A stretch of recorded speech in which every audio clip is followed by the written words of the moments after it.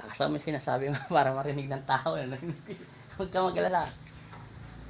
Uy, lakas mo daw. Maraming salamat po, Nazareno. Tinulungan niyo po ako.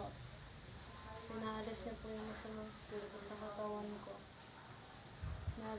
Magpapasalamat po ako dahil niligtas niyo po ako sa Kapamakan, disgrasya, panganib, mga masasamang espiritu. sana po kahit punasan po ako, tulungan niyo po ako, huwag niyo po ako ngayon. Malayo sa tukso, panganib. Yung mga ganung bagay na mahirap ipaliwanag ng sensya. Mahirap na paliwanag na sinapian ka na hindi mo mawari. Dahil ikaw naman ang magpapatunay yun, hindi naman ako. Okay na?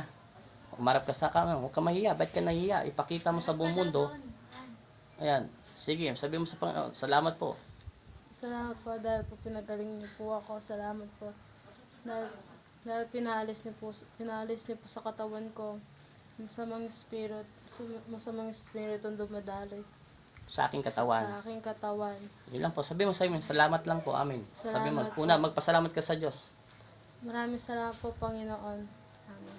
Okay, salamat din. Maraming salamat din sa pagtitiwala. Okay na. Salamat.